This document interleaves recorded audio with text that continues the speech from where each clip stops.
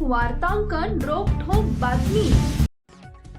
मंद्रे तालुका दक्षिण सोलापूर येथून कुमठे गावाकडे जात असताना झालेल्या भीषण दुचाकी अपघातात आरटीओ कार्यालयातील निवृत्त लिपिक शिवशरण इरगप्पा हरवाळकर उर्फ अप्पा वय वर्ष 60 यांचा दुर्दैवी मृत्यू झाला।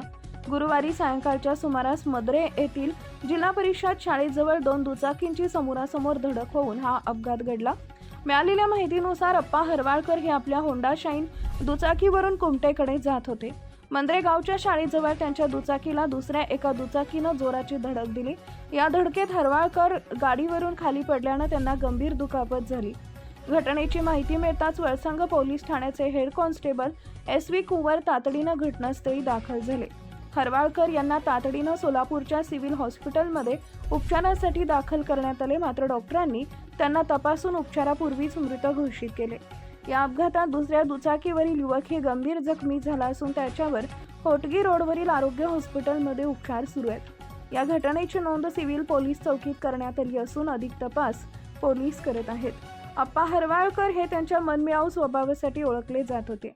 आरटीओ कार्यालयातील सेवेदरम्यान त्यांनी सामाजिक आणि राजकीय क्षेत्रातील व्यक्तींसह सर्वसामान्यांशी जिव्हाळ्याचे संबंध जपले होते। आरटीओच्या कामासाठी येणाऱ्या कोणत्याही व्यक्तीला ते कधीही नाराज करत नसत अशी त्यांची ख्याती होती। त्यांच्या निधनानं परिसरात हळहळ व्यक्त केली जाते। महाराष्ट्रातील महत्त्वाच्या आणि ताज्या बातम्या पाहण्यासाठी आमच्या जय हो न्यूज चॅनलला सबस्क्राइब करा आणि बेल आयकॉन प्रेस करा।